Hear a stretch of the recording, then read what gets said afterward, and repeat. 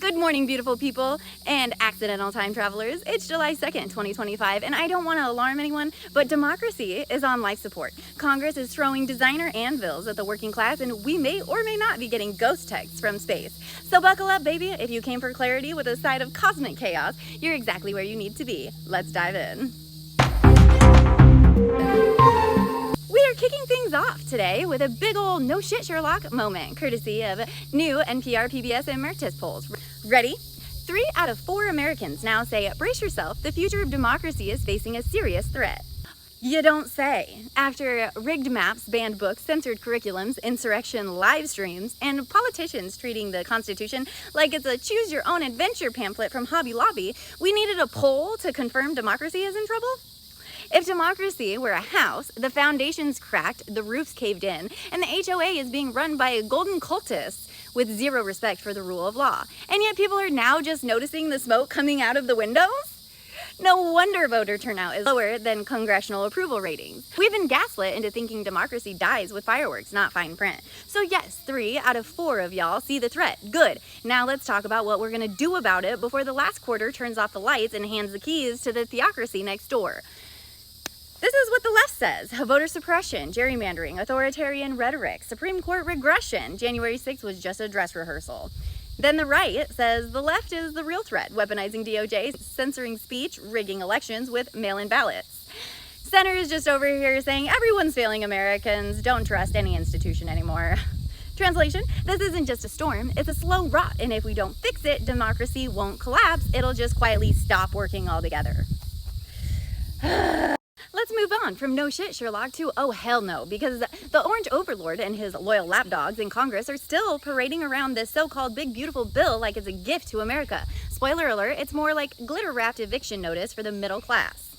This bill reads like it was written by the Monopoly man after a bender at Mar-a-Lago. We're talking cuts to SNAP benefits, rollbacks on healthcare subsidies, and new tax adjustment that leave billionaires sipping champagne while working families are budgeting ramen. Again. It slashes consumer protections, makes it harder to sue giant corporations, and hands more power to private equity ghouls who treat your rent, medicine, and groceries like investment portfolios. And while the wealthy rack up write-offs for private jets and crypto losses, you, yes you, single mom in Missouri, gig worker in Arizona, you're stuck choosing between insulin and electricity. And the cherry on top, they're selling it as economic patriotism. Please, there's nothing patriotic about punching the people keeping this country running while giving CEOs a tax shelter yacht upgrade. So if you're feeling the pinch already, honey, this ain't the end of the squeeze. This bill is a legislative bear trap and we're all the bait. Here's your media bias breakdown. The left says it's a billionaire scam disguised as reform. Gutting support programs and deregulating corporate power is economic violence. The right says, finally, fiscal responsibility, less government, more room for the job creators. The center says there's some growth potential in here, but it's dangerously out of touch with the timing and needs of real families. Translation, they call it reform, we call it reverse Robin Hood, and it's coming for your lunch money. Before we all spiral into another existential dread cycle, let's zoom way, way out to the cold void of space, where apparently even our long-dead satellites are trying to phone home. On June 13, 2024, astronomers in Australia picked up a fast radio burst from NASA's Raleigh 2 satellite, a hunk of space junk launched in 1964, declared dead by 1967, and just vibing silently in orbit for the last 60 years like a ghost with a grudge. Experts say the signal was likely from electroplastic discharge, aka space static, but let me have my fantasy. Let me believe some alien civilization finally got bored of watching us implode and said, "You up?" via zombie satellite. Left-leaning outlets are calling it a scientific puzzle and warning us about space debris. Right-wing sources, they've got zombie satellite resurrected by globalists, written all over it. Meanwhile, science says don't panic, but maybe wrap your satellites in dryer sheets next time. Even if it's not aliens, it was kind of nice to look up and imagine that maybe someone out there is checking in. Translation, even dead satellites are working harder than half of Congress.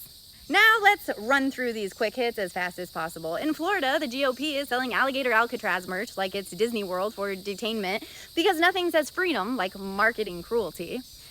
And over in Vatican City, Pope Leo said hunger should never be used as a weapon of war. Apparently the bar is so low, the Vatican has to play a moral referee now. In the United States, Elon says he's donating to Rep. Thomas Massey just to spite Trump. Nothing like two billionaires bickering while the rest of us decide which utility to pay this month. And nationwide, the Trump administration hits pause on summer programs and after-school care. Working parents are thrilled. Just kidding, they're screaming into throw pillows. Over in Israel, there were 3 arrested for allegedly aiding Israel. Defense chief is promising retaliation for Houthi missile strikes. Meanwhile, the world watches numb. In South Carolina, former Lieutenant Governor Andrew Barr might run against Lindsey Graham because clearly what the Senate's missing is another MAGA dad bod with a mic. And after all that, we need something good, something very good. So let's take a breath together, because in the middle of all the shouting, the spin, and the policy gut punches, something beautiful happened. I had a conversation with an old friend of mine that reminded me, real connection is still possible, even when we don't land in the same place. My old friend and I don't see eye to eye on everything, but instead of fighting, we had something rare, a conversation grounded in care. She shared her heart, her work, and her faith. She told me about walking alongside women at a pregnancy center, not with shame, but with support and education. Not to judge, but to love. I shared my story too, the trauma of growing up in a church that controlled more than it cared, and the heartbreak of watching religion used to justify harm. I talked about how I've watched the same dynamics scale up into national policy. And my friend, she listened. She didn't flinch. She didn't gaslight. She said, I hear you. I'm sorry that happened, and I love you. We both held space for pain, for truth, for each other. And isn't that the thing? That's what real dialogue is, not erasing our differences, but honoring each other inside them.